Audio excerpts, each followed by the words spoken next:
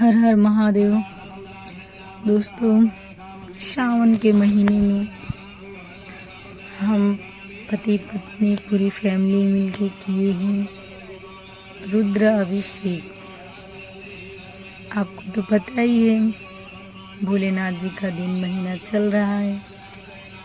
इस महीने में हम जितना भगवान का प्रार्थना करें, जितना हम भोलेनाथ जी का गुणगान करें, उतना ही कम है।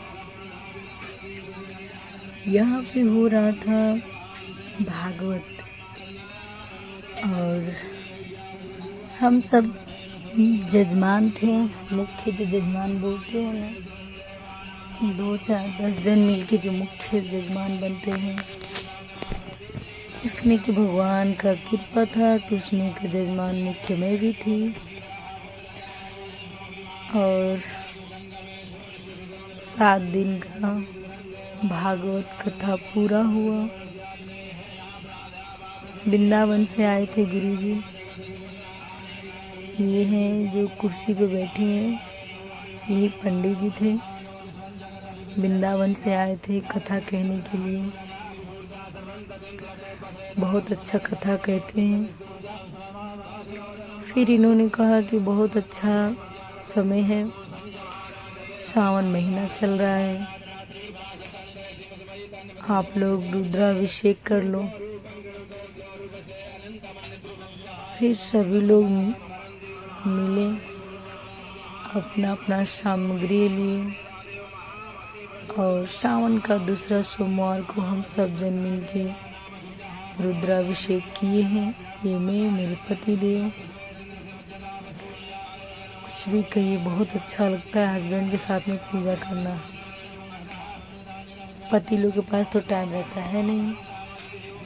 भाग्य संजोग अगर कभी मिल जाए तो बहुत अच्छी बात है। ओम नमः शिवाय, ओम नमः शिवाय, ओम नमः शिवाय। पंडित जी बोल रहे थे ओम नमः शिवाय, ओम नमः शिवाय का जाप करते रहिए,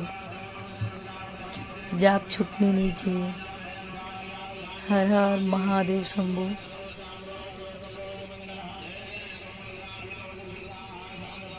यहाँ पे जितने लोग पीछे बैठे हैं, सबको हाथ में रस्सी दे दिया गया है। वो जो हम लोग हाथ में बांधते ना कलावा, और जो ये पकड़ के मेरे पति बैठे हैं ना, जिनसे भगवान के ऊपर जल निकल रहा है, दूध गिर रहा है, इसमें रस्सी बांध देते हैं। और पीछे जितने लोग बैठते हैं ना, आप देख सकते हैं, बारीकी से जूम करेंगे तो दिख जाएगा, सबके हाथों में पकड़ा दिया गया है। हम पति पत्नी बैठे हैं, ठीक है, लेकिन इसका फल उनको भी मिलेगा जो ये रस्सी को अपने हाथों में पकड़े हैं, पीछे बैठे हैं। यहाँ का नियम बहुत अच्छा है। पहले तो मुझे बम्बई में इतना नहीं अच्छा लगता था, लेकिन अब मुझे बम्बई बहुत अच्छा लगता है। जब से मैं थोड़ा बाहर निकलने लगी और पति देव के साथ में पूजा वूजा करने लगी, तो मुझे बहुत अच्छा लगने लगा।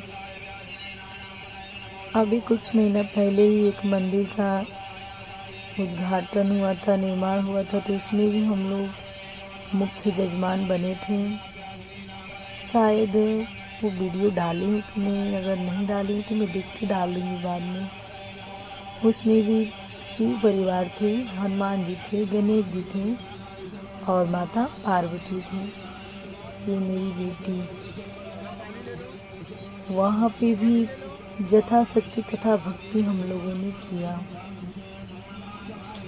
अब मुझे धीरे धीरे बम्बई जम रही है। ओम नमः शिवाय, ओम नमः शिवाय। हर हर महादेव शंभो। हे भोलेनाथ, अपनी कृपा बनाए रखिएगा, दया बरसाते रहिएगा, हम भक्तों को भक्ति की शक्ति दीजिएगा। कहीं किसी मोड़ पे हमारी भक्ति न डगमगाए।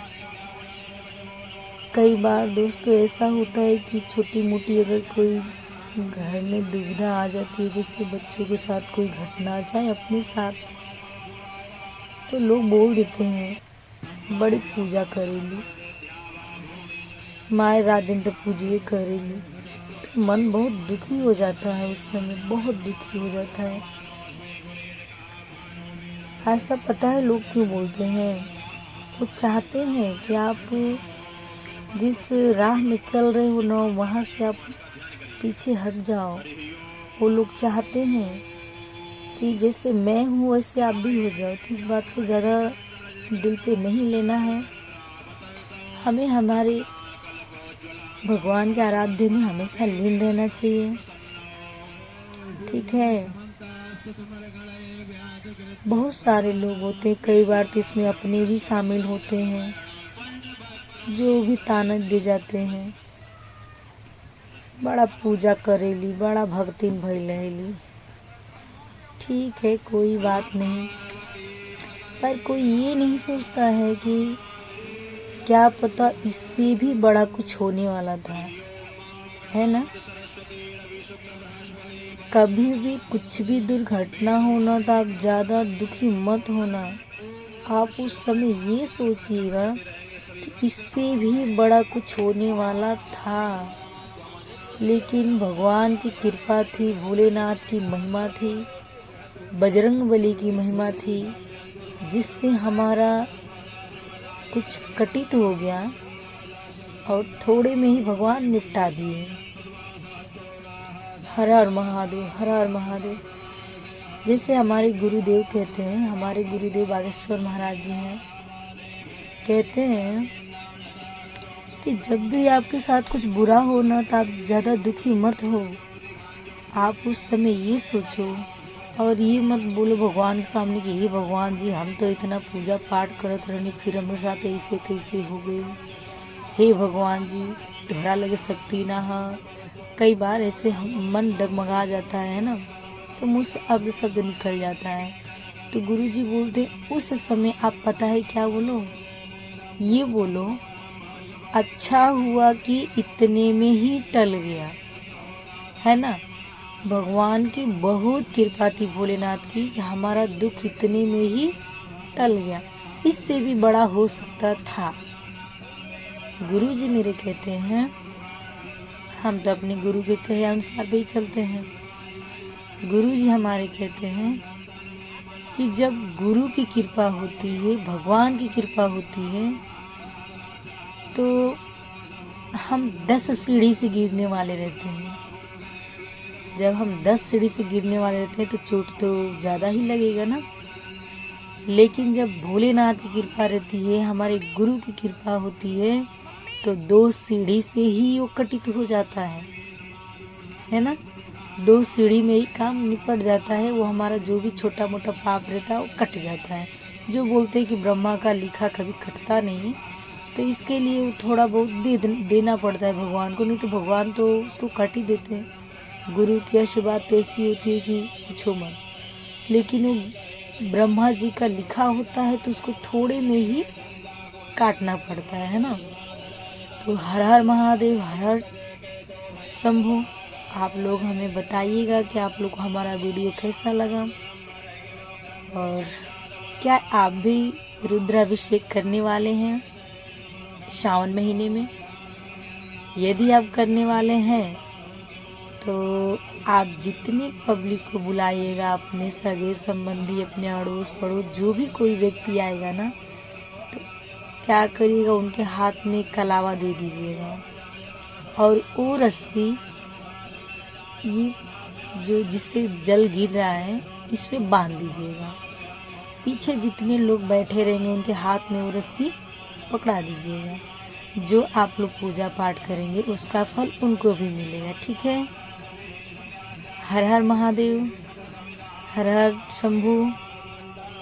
कष्ट हरो, रोग हरो, दुख हरो, दरिद्र हरो, ये हमेशा बोलिएगा। जब भी आप पूजा करके हटते हैं तो ये बोलिएगा, हर हर हर महादेव शंभू। जब बोलते हैं ना तो बोलना चाहिएगा, कष्ट हरो, रोग हरो, दुख हरो, दरिद्र हरो, पाप हरो, हर हर महादेव शंभू।